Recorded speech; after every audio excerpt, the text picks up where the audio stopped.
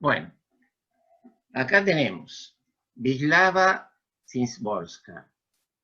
Fíjense, esta señora podría ser una de nuestras talleristas de saber mayor. Tiene todo el aspecto de una señora mayor, como todos nosotros, con esa placidez que da haber pasado una vida y estar satisfecha y contenta. Wisława nació en 1923 y falleció en el 2012. Fue poeta, ensayista y también traductora. Fíjense que casi todos los autores que hemos leído, de alguna manera también han tenido actividad como traductores, lo cual algunas veces responde a una inquietud literaria, otras veces es también como medio de vida. Es una actividad por la cual tienen ingresos que muchas veces su producción en vida no se los facilita. Siempre, yo digo, llega demorado. Cuando esta señora le dan el premio Nobel, ahí se entra a vender por todos lados, pero antes no, y eran muy pocos quienes la conocían. Bueno, Wisława Szymborska nació en Kornik, Polonia, una ciudad que antes se llamaba Prowęd, después fue absorbida por Nin. En realidad, Polonia, saben que es un país que cambió mucho sus límites, sus fronteras, a consecuencia de las guerras que hubo en Europa, y donde ella nació en realidad ahora se llama ciudad de Kornik. En 1931 era muy pequeña, tenía 8 años y se mudaron a Cracovia. Hizo el secundario, trabajó en los ferrocarriles y después entró en la universidad y estudió lengua y literatura polaca y sociología. No terminó su carrera, dicen sus biógrafos que fue por problemas económicos, puede ser, y ya en sus años universitarios empezó a publicar poesía en periódicos y revistas. Uno de sus primeros poemas se publicó en marzo de 1945 en una revista donde ella trabajaba de secretaria e ilustradora. Así que eso debe haber facilitado también la posibilidad de mostrar lo que ella hacía. Después entró en otra revista, en 1953 tuvo una columna de crítica literaria y en 1952 apareció su primer libro de poemas. En realidad ella después reniega un poco de esos 2 primeros libros porque estaban muy relacionados con el realismo socialista. Fíjense que son libros que aparecen después de la posguerra. Polonia quedó del otro lado de lo que entonces llamábamos la cortina de hierro. Igual que muchos polacos en la posguerra, Szymborska fue miembro del Partido Obrero Unificado Polaco, que era el Partido Comunista. Y con el tiempo se fue distanciando y tomó una postura un poquito más crítica con respecto a las ideas políticas y cómo qué estaba sucediendo con el socialismo en Polonia. Acá la tienen, a esta señora, leyendo uno de sus poemas en algunas reuniones de literatura. Ya estaba conocida por la obtención del premio Nobel. Bueno, acá resumiendo, ella fue traductora de obras literarias del francés y formaba parte de una unión de escritores y asociación de escritores, y el premio Nobel de literatura se lo otorgaron en 1996. Acá tienen a Wisława vestidita, bien elegante, para recibir ese reconocimiento.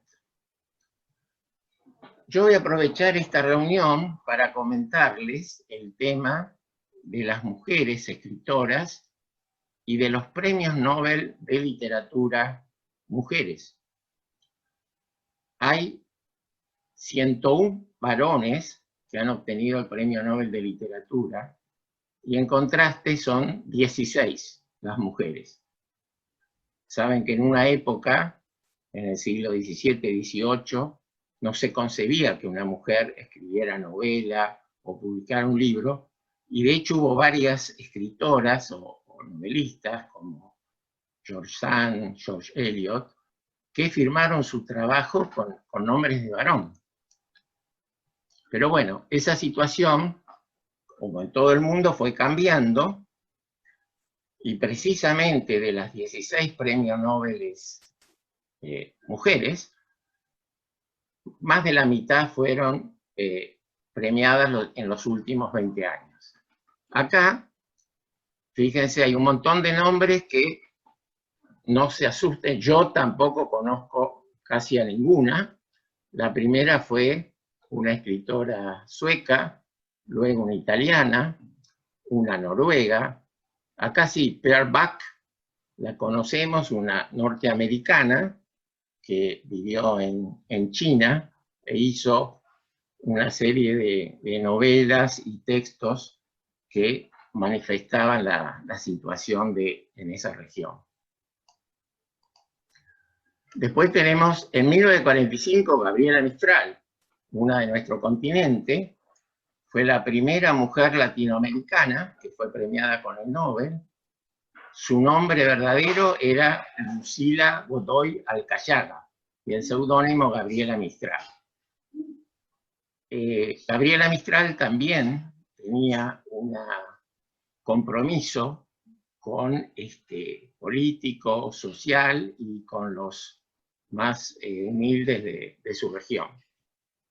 Después, en 66, otra escritora sueca, Nadine Gordimer, sudafricana, Toni Morrison, norteamericana, y acá llegamos al año en que le dan a Wisława Szymborska. Fíjese, siempre la academia, cuando concede el premio Nobel, justifica un poco las razones por las que fue premiada, y escribieron: recibió el Nobel por la poesía que con precisión irónica permite al contexto histórico y biológico salir a la luz en fragmentos de la realidad humana. En realidad es una escritora muy irónica, muy clara en cuanto a la manera de escribir y a los contenidos. Seguimos con la lista. Después de Szymborska, una austríaca, Elfriede Jelinek, Doris Lessing, británica, y Herta Müller, rumana y alemana, en el año 2009. Y seguimos después. Ven que a partir de los últimos años aparecen más mujeres reconocidas por la Academia Sueca. La canadiense Alice Munro, una bielorrusa, Svetlana Alexievich, Olga Tokarczuk, polaca también, y el último en el 2020, una poeta estadounidense, Louise Gluck. Bien, yo les mandé un texto para que comentemos, y después les mandé también un archivo con una serie de textos de Szymborska. Y no quiero terminar esta reseña sin leerles dos de los cuales los he seleccionado porque me parecen una maravilla. El primero se llama Un gato en un piso vacío, y esto lo escribió Szymborska cuando fallece su compañero de toda la vida. Y es muy interesante porque la ausencia de su pareja, en lugar de escribir los sentimientos desde su propia persona, escribe este poema donde el que parece manifestar la ausencia de esa persona en la casa es su gato. Me parece muy, muy bueno y muy interesante y conmovedor. Así que bueno, este se los voy a leer yo. Un gato en un piso vacío. Morir, eso no se le hace a un gato. Porque, ¿qué puede hacer un gato en un piso vacío?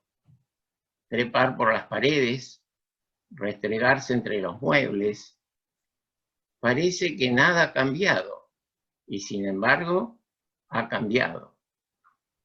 Que nada se ha movido, pero está descolocado, y por la noche la lámpara ya no se enciende.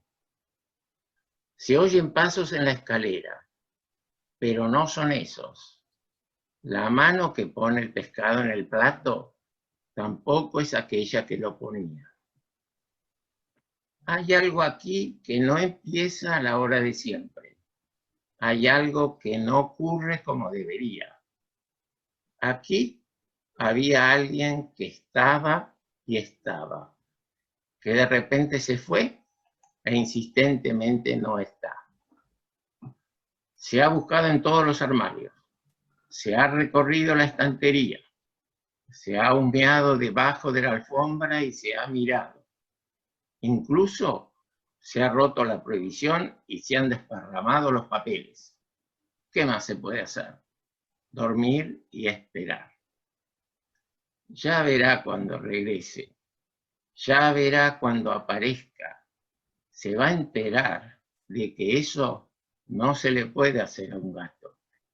Irá hacia él como si no quisiera, despacito, con las patas muy ofendidas. Y nada de saltos ni maullidos al principio. Bueno, acá la tienen. Esto está en su pueblo natal, en un banco, un gato y Simborg.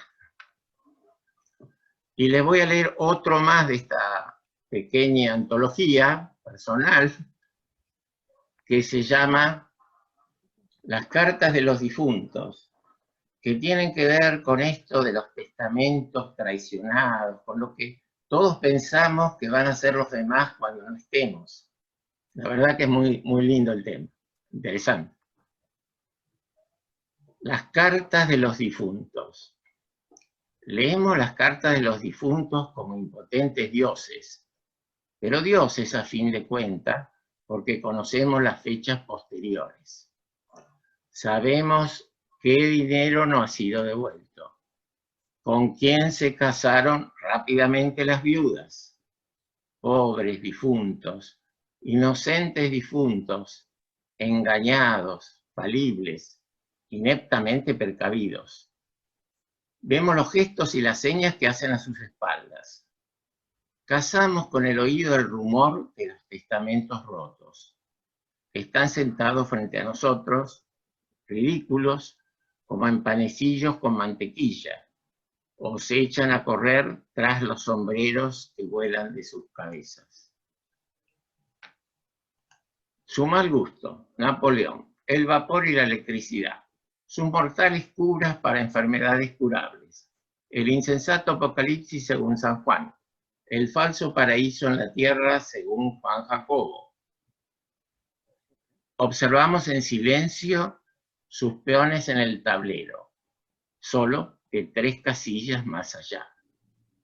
Todo lo previsto por ellos salió de una manera totalmente diferente, o un poco diferente, es decir, también totalmente diferente. Los más diligentes nos miran ingenuamente a los ojos, porque hacían cuenta de que encontrarían en ellos la perfección. Y acá tienen mirándonos con esa cara de viejita que ya lo sabe todo. Bien. ¿Qué les ha parecido esta introducción? ¿Quieren hacer algún comentario antes de que pasemos al poema de hoy?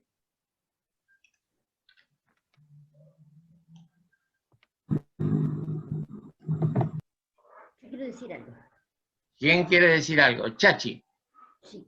¿Me escuchas? Sí, por favor, te escuchamos. No, que yo leo el poema y es difícil de entender porque usan muchas metáforas, ¿no es cierto? Leerlos, pensar y analizarlo mucho estos poemas para poder llegar a la comprensión definitiva, me parece a mí, porque a mí me cuesta. Bueno, en el caso de hoy, el poema ese, a algunos les gusta la poesía, es demasiado, es sencillo, como para... El gato sí, lo del gato sí. Y lo del gato también.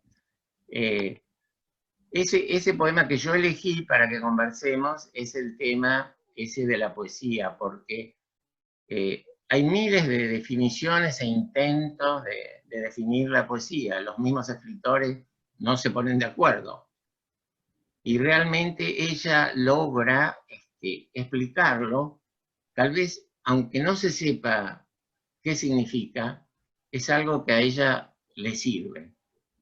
Entonces, ¿quién quiere leer el poema de hoy? Así yo me callo un poco y escucho. A ver, María Teresa, activa tu audio. ¿Querés hacer un comentario o te pongo el poema para que lo leas? Quería decir que todos los poemas que leí, de los que mandaste, Lorenzo, me parece muy, muy fresca la escritura, muy, en realidad sí, con muchas metáforas, pero fácil de entender, por lo menos por ahí, según cada uno lo que interpreta, ¿no? De lo que va leyendo. Pero me gustó mucho, y el poema que tengo que leer ahora me pareció muy original, que el título encabece unos versos, además de ser título solamente. O sea, me pareció muy ingenioso, muy ocurrente. Me gustó mucho. Bueno. A ver, Sara, ¿qué comentás? Sara, Frida, activa tu audio. A mí, hola a todas y todos, el del gato me pareció completamente sencillo, accesible, y lo que yo hice inmediatamente es ponerme desde el punto de vista del gato, que creo que es lo que propone la poesía. Si yo me pongo en el lugar del gato, miro y siento y percibo desde él, la poesía se me hace totalmente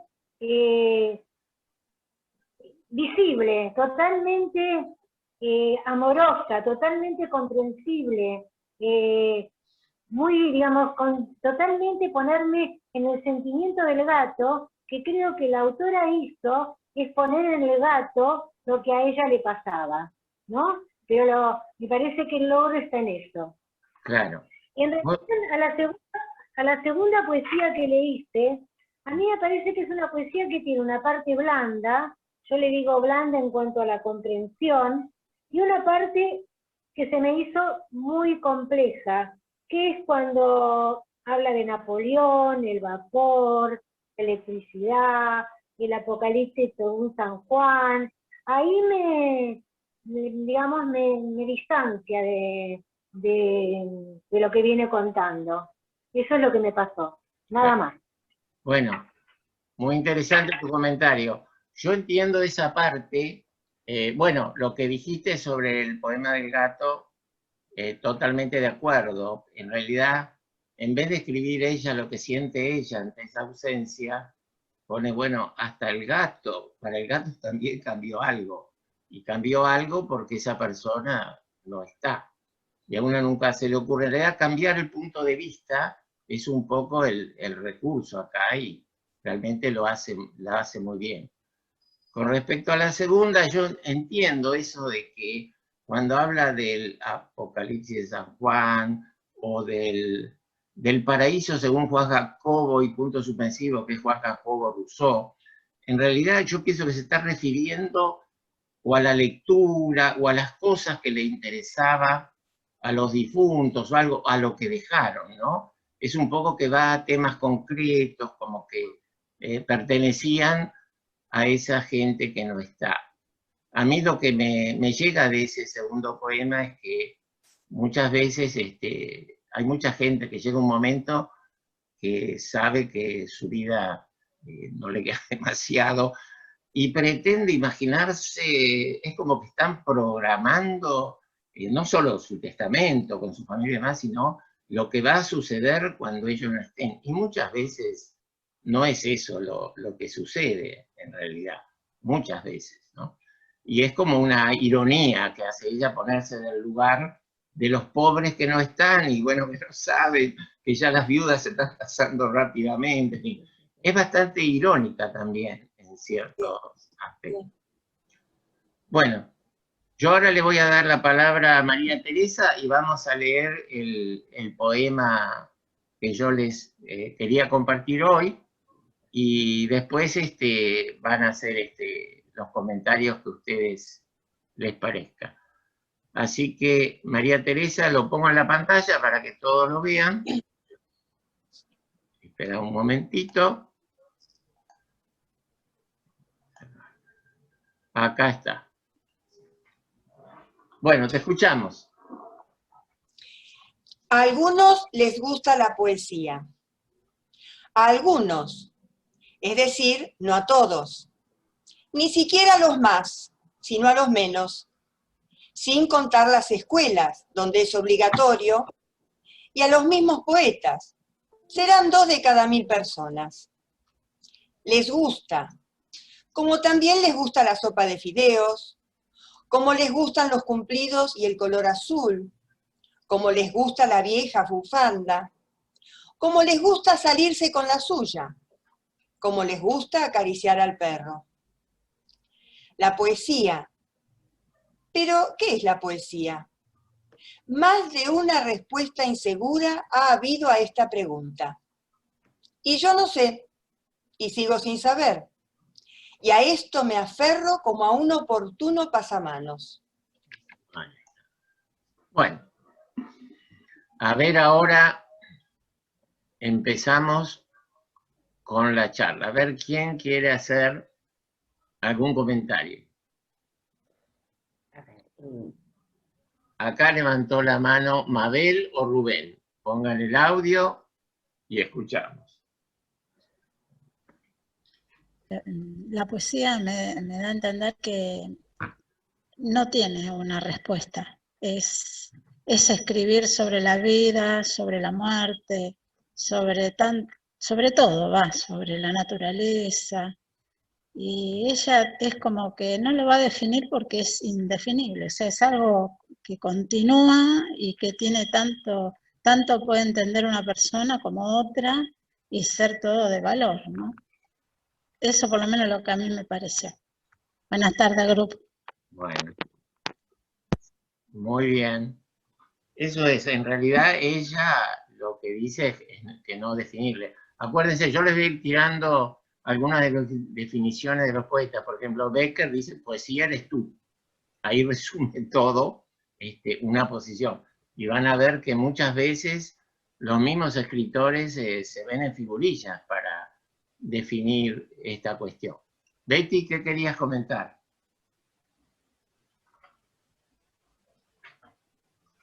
Sí, hola. Yo considero, aunque nunca escribí poesía, que es un sentimiento la poesía. Se expresa lo que uno siente de cualquier manera.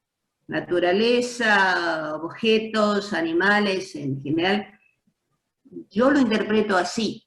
Escribir no es fácil y manifestar realmente lo que uno siente y que llegue al público, a aquel que le gusta, como dice, que a quienes le gusta la poesía y a quienes no le gusta la poesía, yo insisto en que es un sentimiento.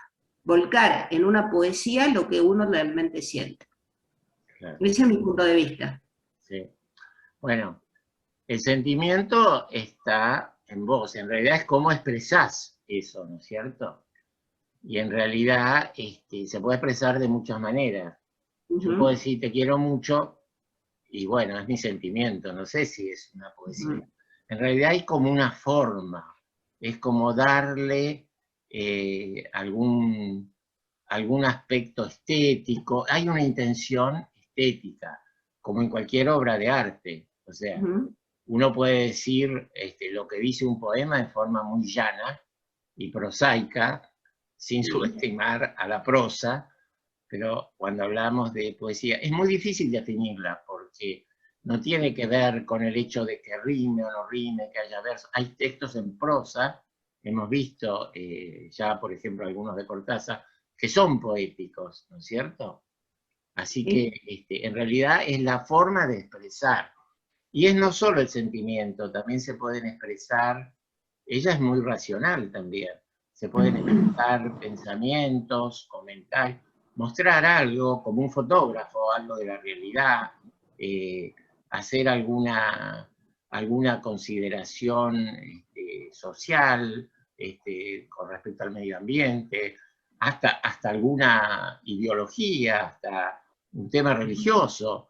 Fíjense, hay poetas religiosas, santas, ¿no es cierto? Y que han escrito muy buena literatura. Pero ¿qué llamamos? Una cosa es la... Sor Juana Inés de la Cruz. Exactamente. Bueno, a ver quién sigue entonces con Yo quiero decir algo. Chachi quiere decir algo. A ver, Chachi. Claro. Como dice ella, que no a todos les gusta la poesía. A algunos les gusta, a otros no les gusta. Y yo considero que como hay distintos tipos de poesías, hay algunas poesías que hablan de amor, por ejemplo, otras que hablan de aventuras.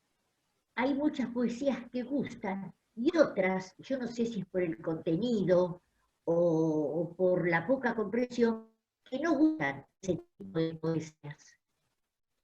Cuando la poesía llega y eso de que ¿qué es poesía? Y poesía es todo lo que nace del alma de uno, ¿no es cierto? Y cómo lo interpreta cada uno. Y yo supongo no, hay distintos tipos de poesías que a mí me pueden gustar algunas y a vos te pueden gustar otras. Y no porque a mí no me guste la poesía, a mí me gusta la poesía, pero depende de qué poesía. Eso es lo que yo pienso. Bueno, muy bien, Chachi. Claro, es cierto, como dice el refrán, el gusto, bueno, es algo subjetivo. Y a muchos nos ha pasado que algo que vamos a hacer una película que nos parece maravillosa y los demás se aburren, ¿no es cierto? Claro. O viceversa, dicen eso es malísimo y uno está fascinado con para todos los gustos. Tal cual. Así que es muy cierto lo que está diciendo. Acá también hay algo de la escritora, de su oficio, porque eso de poner el 2 o el 3%, no es que el 2 o el 3% les guste la poesía nomás, yo creo que hay mucho más, que hay mucha gente que le gusta y que tampoco sabe que le gusta hasta que llega a un poema que lo conmueve. Acá hay un poco como una cuestión de, bueno, mi libro no lo compra nadie, algo así, entiendo yo, porque es el tema del escritor. Ustedes saben, por ejemplo, ustedes quieren publicar algo en las editoriales, es muy difícil que financien un proyecto de poesía. Quieren narrativa, quieren historia, quieren novela, que la gente se corte el cuello y le sangre la carótida. Quieren que pasen cosas, y en general, a pesar de que es muy respetado el poeta y el escritor que se manifiesta en la poesía, en general no hay lugar en el circuito comercial. Es muy raro que ustedes vean un bestseller de poesía. Si leen la lista de libros más vendidos, van a ver que son todos novelas, cosas históricas, ensayos de política, cosas de actualidad, y creo que un poco a eso se quiere referir con esas líneas. Marcela Sedano. A ver, activa tu audio y te escuchamos. Ok, hola a todos. Bueno, a mí lo primero que me llama la atención es que en esta poesía se pregunta la escritora qué es la poesía. O sea, que es un texto que habla del texto, como si fuera un metatexto. A mí me hace acordar a los actores que en la película miran a la cámara y nos hablan. es bastante complicado porque hay que bancárselo, no a todo el mundo le gusta. En este caso lo hace muy bien, pero a mí me llamó la atención que estamos todo el tiempo hablando de una poesía que habla de la poesía. Es muy interesante. Claro. Así que me gustó mucho. Bueno, me alegro mucho, Marcel. Sí, resumiendo en 2 líneas, ella está comentando lo difícil que es la definición de poesía, pero que a ella le sirve. Es muy linda la última línea, es un oportuno pasamanos. Es algo donde uno va a refugiarse, donde uno va a apoyarse, que a uno lo ayuda. En cierta manera, eso no es un atributo solamente de la poesía, sino de cualquier manifestación artística, de un cuadro, la música. La música, por ejemplo, ¿cuántas veces estamos con el ánimo medio subterráneo y ponemos un tema que nos gusta y estamos allá arriba? Y realmente es como un refugio, como algo que buscamos para estar mejor. Y creo que eso es el mensaje que lo dice en las últimas 2 líneas. Acá tengo la mano de Mamarta van Genderen. A ver, te escuchamos. Bueno, a mí me gusta mucho la poesía y yo escribo poesía. Y para mí es como tener otra mirada frente a las cosas, sea la naturaleza, sea una situación social que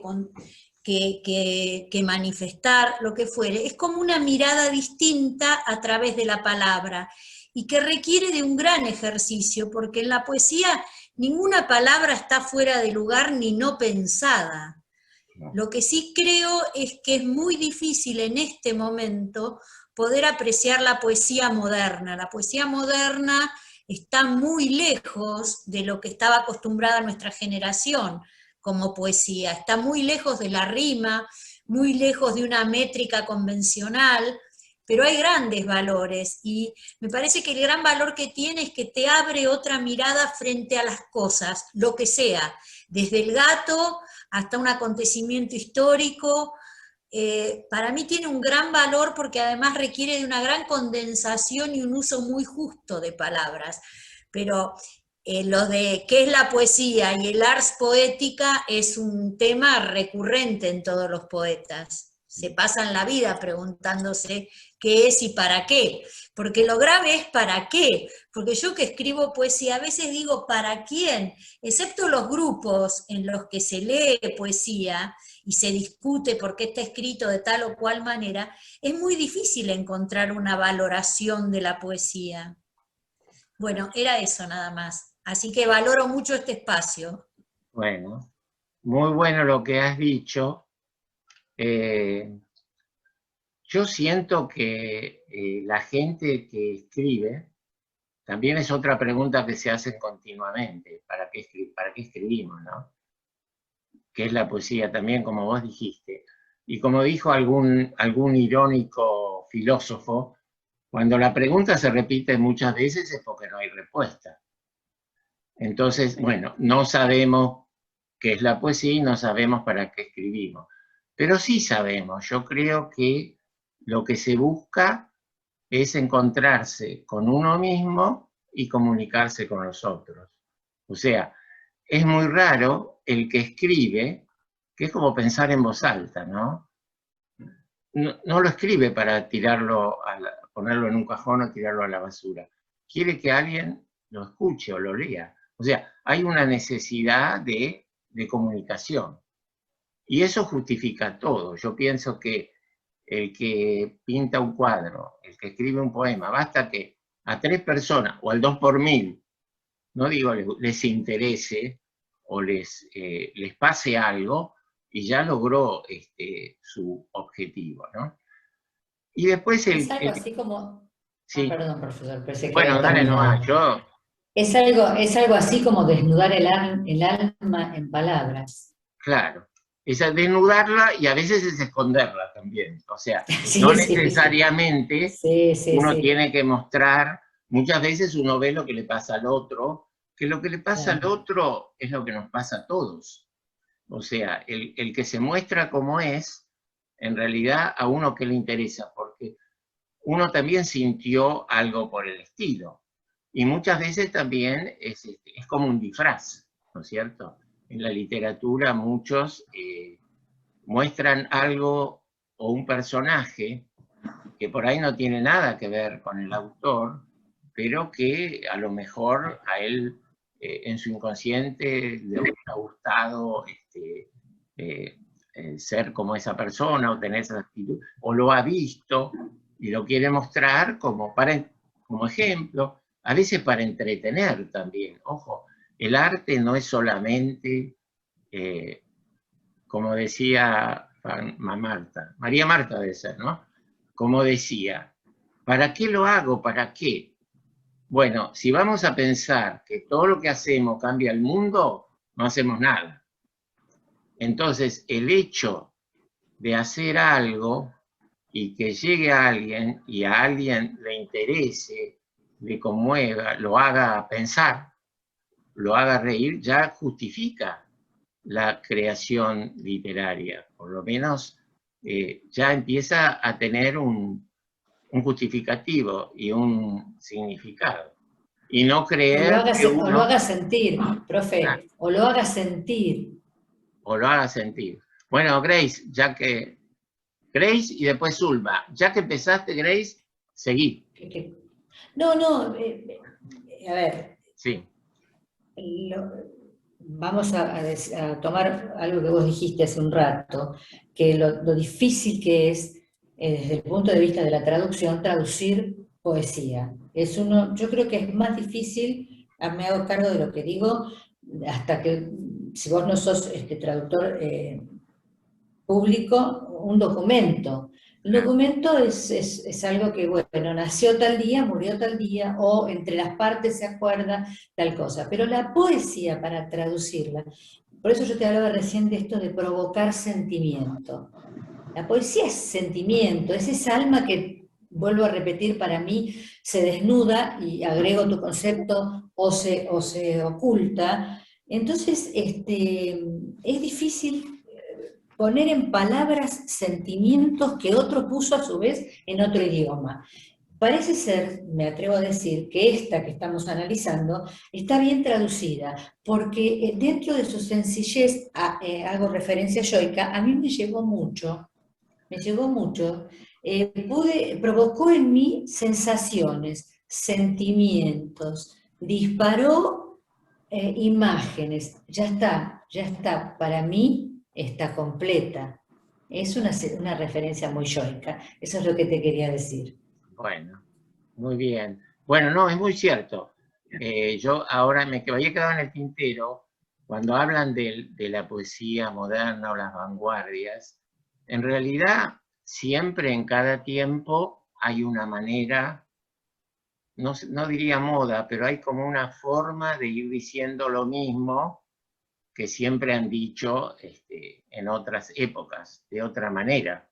En realidad los temas son todos los mismos. El tema del amor, la muerte, la existencia, el sentido de la vida. Y se van repitiendo. Ahora, en este caso, yo creo que muchas veces hay algo que yo personalmente, la poesía es muy críptica o muy difícil de entender. No me interesa tanto, a mí me gusta entender, que me digan las cosas con lucidez, con claridad y con belleza. Puede ser muy hermoso y muy fácil de comprender, porque hay mucha gente que piensa, bueno, hago algo complicado, que cree que porque si es difícil y complicado es bueno. Y nos ha pasado muchas veces que tenemos algunos textos que para entenderlos, bueno, no sé, hay que llamar a la pitonisa de Delfo para que te lo explique, ¿no es cierto? Pero eso no llega, tiene que llegar el texto, tiene que pasarme algo, si no, no me sirve. Es como leer un texto en chino o en ruso, no me pasa nada.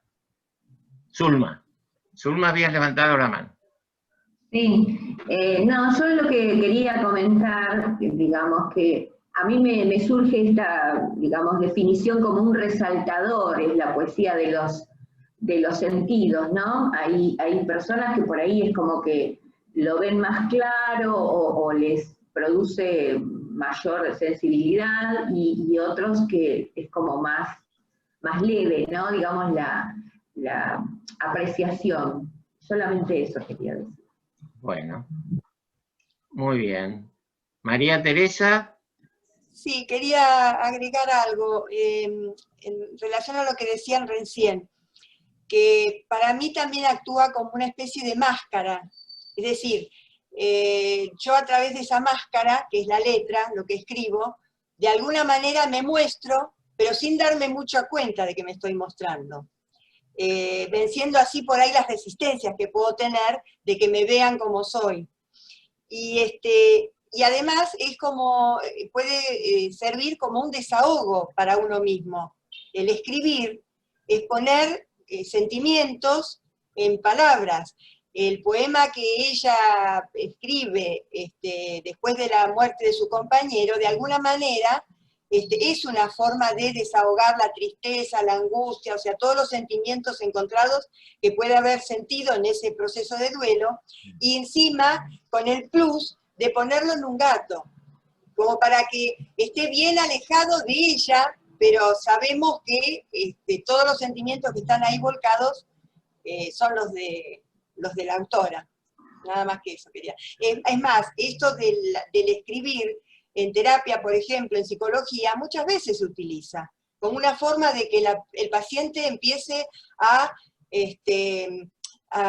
sacar aquellas cosas que lo angustian y que a lo mejor en el momento del encuentro con el terapeuta todavía tiene muchas resistencias, muchos miedos y no lo puede hacer. Entonces, a veces uno lo da como una tarea para el hogar que se va haciendo conforme la necesidad y los deseos del paciente, pero que de alguna manera contribuye a ir como desandando el camino todo retorcido que podemos tener adentro. Claro. Nada más que eso. Muy bien, María Teresa, es cierto, ¿no?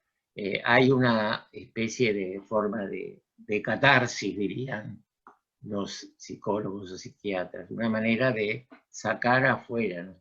Y uno muchas veces no se da cuenta, pero increíblemente en cualquier texto que ustedes hagan, María Marta, vos tenés que estar de acuerdo conmigo, siempre está el que escribe. Aunque uno se quiera disfrazar o cree un personaje muy diferente, siempre le pone algún rasgo personal. Se analiza desde el yo poético, donde aparece el yo poético, aunque uses la segunda, la tercera o la milésima persona. Claro. Lo del yo poético es muy visible. Exactamente. Y está el autor. Yo creo que el autor está siempre, aunque quiera disfrazarse o esconderse, está ahí adentro. ¿En dónde está? En los temas que elige, en cómo lo dice, en los personajes, en quienes, digamos, elogia y a quienes critica. O sea que ahí está el autor. Y eso no se puede evitar. Es como la actuación. Cuando en un taller de teatro, por ejemplo, uno compone un personaje, trata de hacer un tic, una voz, una manera de pararse diferente a uno, pero uno está usando sus experiencias, sus emociones, sus sentimientos. No se puede hacer una escena, ¿no? Uno no se puede enojar si no se enojó nunca, ¿no es cierto? Y uno utiliza esas cosas como para comunicar esa emoción, o lo que sea. Bien. ¿Algún otro comentario más? Acá, Marta Silva. Sí, yo no sé, me pregunto y lo traslado un poco, ¿no? ¿Cómo con tantas cosas tan interesantes que surgen, como encontrarse a sí mismo, como poder hablar a través de un otro, cómo tratar de esconderse, cómo aparecer desnudo, cómo con tantas cosas que aportan, tiene solo del 2 por 1000 o sea, no tiene no sé si la prensa, no sé, ¿por qué llega con tan poca repercusión la poesía? Acá Eli Johnny hizo así. Bueno, es un enigma. Lo que vos preguntás para la gente que escribe o que intenta vivir de su literatura o de su arte, es un enigma. No se sabe por qué alguien compone una canción y de golpe llena la cancha de River. Y otra canción también tan buena y no pasa nada, eso no sé. Acá, bueno, es un tema complicado, que tiene que ver con muchos factores. Muchas veces yo creo que el 2 por 1000 es medio, yo soy optimista, yo pienso que es mucho más. Lo que pasa es que mucha gente no lo dice, pero de golpe escucha algo, no va activamente a leer, pero de golpe escucha el texto de una canción y se emociona por la música y la letra, ¿no es cierto? O sea que no creo que sea tan así. Y tampoco se puede generalizar. A mí me gusta o no me gusta la poesía. A mí me gusta tal poema o no me gusta tal poeta. Pero no es una generalización del género. Yo no creo que nadie pueda decir, a mí no me gusta la música. A lo mejor no te gusta la música electrónica o no te gusta el tango, no sé. Pero la música le llega a todo el mundo. Sí. Eli, Johnny, que no hablaste y que hiciste el signo este. Lorenzo, antes de que hable Eli, déjame decirte que nos quedan 5 minutos para que aprovechen a hablar los que quieran antes de cerrar. Bueno, la verdad, los que no hablaron les voy a dar la palabra. Eli, que no habló, y después Mario y Mabel y Rubén. Rubén. A ver, Eli. Bueno, la verdad que yo estoy re contenta con la poesía, a mí me encanta todo tipo de poesía, leo muchas cosas y como decían recién, lo que pasa es que hay distintos tipos de poesías o cosas que no son comerciales, y lo que no es comercial no sale a la luz, sale lo otro. Entonces eso es lo que yo me refería a esto, porque hay algunos que dicen, bueno, no, esto es comercial y lo vamos a explotar y nos vamos a llenar de dinero. Pero con lo otro lo esconden, lo tapan un poco porque es más intelectual, es más para otro tipo de gente. Y bueno, es eso. A mí me gusta todo. Leo el que pasa, lo que pasa por mis manos. Claro. Muy bien. Bueno, antes de darle la palabra a Rubén, yo iba a hacer un comentario. Fíjense también cómo pasan en los tiempos diferentes, ¿no? Con el arte hay un montón de ejemplos. Bueno, el más conocido es el de Van Gogh, que no vendió un cuadro en su vida y ahora valen millones de dólares. Y a muchos escritores conocidos y famosos y premiados, sus primeros textos fueron rechazados a veces por las editoriales. El primer libro de Borges creo que vendieron 37. Es muchísimo para alguien que empieza. Y eso va cambiando un poco. El marketing se mueve. Algo es bueno porque todos dicen que es bueno. Se mueven muchas cosas diferentes, ¿no es cierto? Es un tema bastante complicado. Rubén, ibas a comentar algo. Sí, mira, yo creo haber leído algo de Alfonsina Storni en poesía. Y el ritmo que tiene la poesía es mucho más fluido que el cuento, para mí. Bueno, muy cortito. Sí, es como la aristocracia de la escritura, para mí. Claro. Yo creo que está, Rubén, redondeando lo que vos decís, también en la extensión. Como es corta, primero tiene que haber un mensaje muy comprimido y muy potente, porque si no, no pasa nada. Y aparte es fácil de leer, y aparentemente fácil, no tan fácil de escribir. En realidad, mucha gente ha escrito poemas y no se lo muestra a nadie porque le da vergüenza. En realidad esa etapa hay que pasarla, porque la única forma de ir progresando y haciendo algo mejor es ir mostrando las cosas que uno va haciendo y que no son tan buenas, ¿no es cierto? O que necesitan un poquito más de experiencia y oficio. Pero en realidad creo que el hecho de ser de la brevedad es muy importante, porque nos acerca a todos. Y hoy en día también estamos reacostumbrados a que las cosas tienen que ser rápidas. No tenemos tiempo, lo ven en las redes, en internet. Yo a veces estoy en muchos grupos de literatura donde gente escribe y cuando veo que mandaron un cuento de 4 o 5 páginas, ya en el segundo párrafo ya me aburrí y ya lo dejo. En cambio, un texto más comprimido y me empieza a interesar, sigo. Por supuesto que hay excepciones, hay cosas extensas y muy buenas desde el principio hasta el final, y cosas breves que la verdad que mejor olvidarlas. Bueno, ya estamos en los últimos minutos. ¿Alguien quiere hacer algún otro? Sara, ¿querías decir algo? Sara Frida. Para decir, pero voy a decir primero que hace poco escuché, no sé si a León Gieco o a un grande de la música, que la ventaja que tiene la música es que puede universalizarse, que un hecho poético trasladado al género musical tiene esa ventaja. Y si nos ponemos a pensar como un Machado, como un Hernández, como, no me acuerdo que otro, fueron musicalizadas sus poesías, llegaron a millones de personas. A mí me parece que el tema de la poesía también tiene esta problemática, ¿no? Entre otras cosas. Y me coincido totalmente que la poesía, si no me traspasa inmediatamente, la dejo. Que tiene que haber una conexión. Y eso lo comparto totalmente con vos, Lorenzo. Bueno, y además, que poesía, juntar palabras, aprendí yo, poesía es juntar palabras que no han estado juntas nunca antes. Y que me parece que radica algo muy bello para decir de la poesía. Nada más. Bueno, muy bien.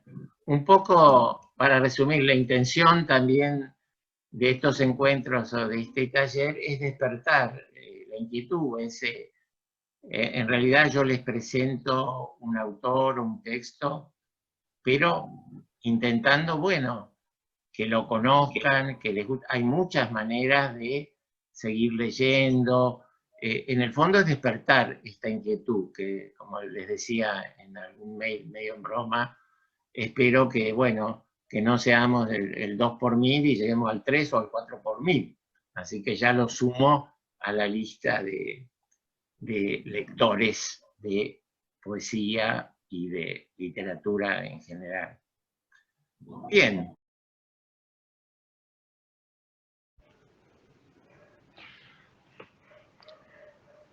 A algunos les gusta la poesía. Wisława Szymborska. Algunos, es decir, no a todos, ni siquiera a los más, sino a los menos, sin contar las escuelas, donde es obligatorio, y a los mismos poetas serán 2 de cada 1000 personas. Les gusta, como también les gusta la sopa de fideos, como les gustan los cumplidos y el color azul, como les gusta la vieja bufanda, como les gusta salirse con la suya, como les gusta acariciar al perro. La poesía. Pero, ¿qué es la poesía? Más de una respuesta insegura ha habido esta pregunta. Y yo no sé. Y sigo sin saber. Y a esto me aferro como a un oportuno pasamanos.